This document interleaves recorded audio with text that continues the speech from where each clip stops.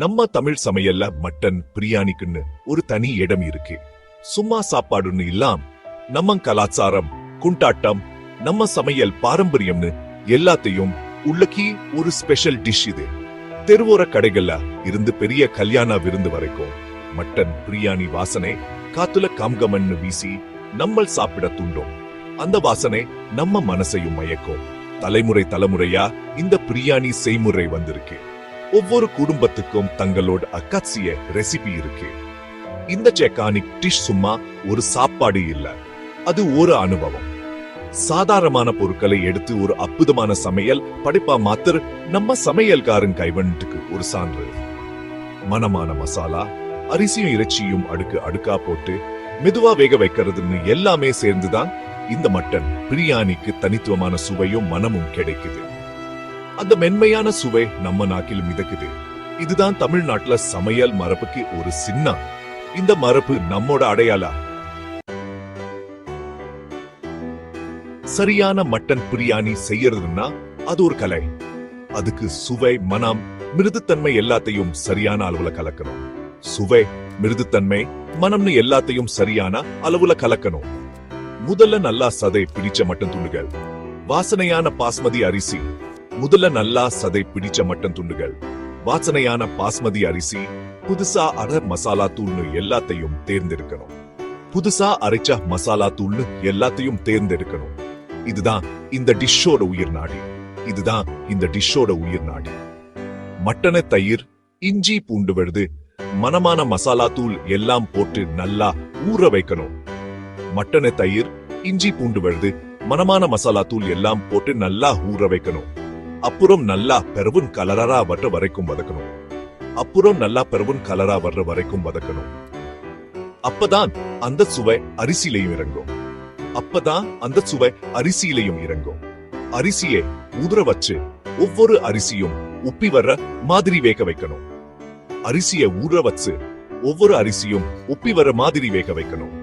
அப்புறம் மட்டன் கிரேவியோட சேரும்போது அந்த சுவை அரிசியிலையும் இறங்கும். ஒவ்வொரு அரிசியும் உப்பி வர மாதிரி வேக வைக்கணும். அப்புறம் மட்டன் கிரேவியோட சேரும்போது அந்த சுவை அரிசியிலையும் இறங்கும். இதுதான் சரியான மட்டன் பிரியாணி செய்வதற்கான வழிமுறை. மறக்க முடியாத மட்டன் பிரியாணிக்கு ரகசியம்னா அது மசாலாக்களை சரியா கலக்குறதுதான். ஒவ்வொரு மசாலாவையும் கவனமா தேர்ந்தெடுத்து வறுக்கணும். அப்பதான் அந்த சுவை பிரியாணில முழுசா வரும். பட்டை, கிராம்பு, ஏலக்காய், மிளகுத்தூள்னு எல்லா மசாலாக்களும் சேர்ந்து பிரியாணிக்கு ஒரு அருமையான மனத்தை கொடுக்கும். மசாலாக்களை சும்மா போட்டா போதாது, வறுத்து அரைச்சு அந்த எண்ணெயை வெளியில கொண்டு வரணும். தலைமுறையா வற்ற இந்த முறையில தான் மசாலாவுல இருக்கிற எண்ணெய் பிரியாணியில இறங்கி அந்த மனமும் சுவையும் நமக்கு கிடைக்கும். பகுதி 4, பாரம்பரிய சமையல் விஸ் நவீன வசதி. உங்கள் முறையை தேர்ந்தெடுங்க. மட்டன் பிரியாணி செய்யறதுல பாரம்பரிய முறையும் நவீன முறையும் இருக்கு. பாரம்பரிய முறையில மஞ்சட்டியில கறியில வேக வைக்கும் போது ஒரு தனி மனம் வரும். அது வேற எதுலயும் கிடைக்காது. ஆனா இப்ப குக்ல செய்யறது ரொம்ப சுலபம். எந்த முறையில செஞ்சாலும் சுவையும் மிருதுத்தன்மையும் தான் முக்கியம். அரிசி உதிரியா, மட்டன் கிரேவி சுவையோடு இருக்கணும். மட்டன் மிருதுவா, ஒவ்வொரு கவலமும் வாயில போட்டதும் கரைஞ்சு போற மாதிரி இருக்கணும். மசாலாவும் மெதுவா வெந்ததா வட்ட சுவையும் சேர்ந்து அந்த அனுபவத்தை தரும். பகுதி 5, டிஜிட்டல் தளங்கள் மூலம் சமையல் பாரம்பரியத்தை பாதுகாத்த. இன்னைக்கு இருக்கிற டிஜிட்டல் யுகத்துல நம்ம தமிழ்நாட்டு சமையல் பாரம்பரியம் ஆன்லைன்ல பாதுகாக்கப்படுது.